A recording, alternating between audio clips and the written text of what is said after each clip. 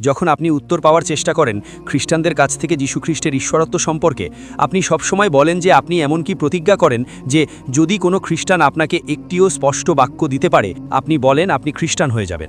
আমাকেও একই মানদণ্ড ব্যবহার করার অনুমতি দিন, ঠিক সেই হুবহু শব্দের মানদণ্ড যা আপনি সাধারণত খ্রিস্টানদের জিজ্ঞেস করেন।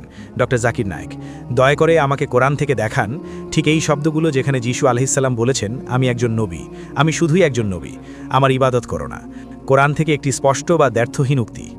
ঠিক আছে, কোরআনের সূরা ইমরান অধ্যায় 3 আয়াত 49 উল্লেখ আছে, যিশু আলাইহিস সালাম রাসূল হিসেবে প্রেরিত হয়েছিলেন বনি ইসরায়েলদের জন্য। It's mentioned in Surah Saf, chapter number 61, verse number 6. যে আমি বনি ইসরায়েলদের জন্য রাসূল হিসেবে প্রেরিত হয়েছি। প্রথম অংশ আমি শেষ করেছি, দ্বিতীয় অংশ বলো যে আমার ইবাদত করো না। ঠিক আছে, সেটাও আছে। It is mentioned in Surah Ma'idah, chapter number 5, verse number 73.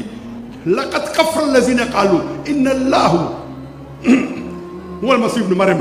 তারা কুফরি করছে, তারা ধর্মদ্রোহিতা করছে, যারা বলে মরিয়ম পুত্র যিশুই আলাইহিস সালাম আল্লাহ। وقال المسيح কিন্তু খ্রিস্ট আলাইহিস সালাম বলেছেন اعبدوا الله worship الله ربي وربكم. আল্লাহর ইবাদত করো যিনি আমার প্রভু এবং তোমাদের প্রভু। إنه من يشرك بالله যে কেউ আল্লাহর সাথে শরীক করে فقد حرم عليه الجنة আল্লাহ তার জন্য জান্নাত হারাম করে দেবেন وما به النار وما للظالمين من أنصار.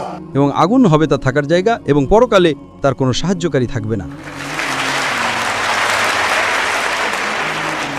আমি আপনার চ্যালেঞ্জ পূরণ করেছি, কিন্তু ভাই আপনাকে বলি, যদি কেউ বলে আমি একজন নবী, তবে এটা বলার দরকার নেই যে আমার ইবাদত করো না।